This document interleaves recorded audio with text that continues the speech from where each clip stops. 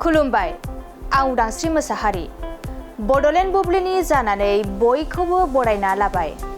दिनै 17 जुलाइ 2024 नोंथांमोननो बड'लेण्ड बुब्लिया दिनैनि साना मानि थाखाय मिथिजायो एबा दिनैनि सानाव मा हाबाफारि फालिनाय जायो नोंथांमोननो फारि फारि बड'लेण्ड बुब्लिया फोरमायगोन। दिनैनि सानखौ महरम सान महरै फालिनाय जायो। महरम सानखौ बोसोरफ्रोमबो 17 जुलाइआव फालिनाय जायो। बे सानाव महरम पैगम्बर मुहम्मदनि फिसौज्ला हुसैन इब्न आलीनि थैनायखौ गोसोखांनाय जायो, जाय महरमनि 10थि सानाव करबलानि दावहानि समाव सेथि याजिदनि रौनियाफोरजों बुथारजादोंमोन, जायखौ आशुरा सान महरैबो मिथिनाय जायो। मुस्लिम केलेन्डारनि गिबि दानाव महरमनि फोरबो, जाय गोदान इस्लामारि बोसोरनि जागायजेन्नाय।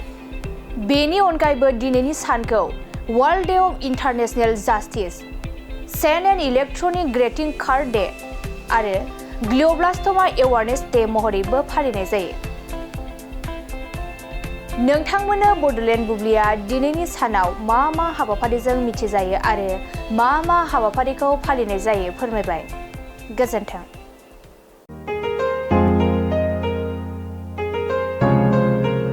मोनसे फोसावथाय नोंथांमोननि थाखाय मोनसे गोजोनथाव खौरां लानानै फैदों। अदालगुरि जिल्लानि सिङाव थानाय डिमाकुसि बरंगाजुलिनि पिपल हलियाव लानानै फैदों नोंथांमोननो लेब्रा मुंनि गंसे गोदान रिजर्ट। नोंथांमोना बे लेब्रा मुंनि गंसे गोदान रिजर्टखौ तामुलपुर रडनिफ्राय फैब्ला सुख्लाय ब्रिजनि आगदा आरो अदालगुरि रडनिफ्राय फैब्ला सुख्लाय ब्रिजनि सिगाङाव आगसिथिंजाय मोननो हागोन। लेब्रा मुंनि गंसे गोदान रिजर्टआ नोंथांमोननो गोसोबायदि सुबिदा खालामनानै होनाय जादों। नोंथांमोना बे लेब्रा रिजर्टआव बर'नि गासै जाग्रा जामुंखौनो मोननो हानायजों लोगोसे बेवहाय नोंथांनि सुबिदा बायदि अर्डार खालामनानै जानो हागोन। जुदि नोंथांमोना तामुलपुरनिफ्राय अदालगुरिसिम थांनाय समाव ओंखामजों लोगोसे बायदिसिना जालांनो गोसो दंब्ला नैबे 8638879656 जानबुं नम्बराव कल खालामनानै सिगांग्रो अर्डार खालामहरनो हागोन।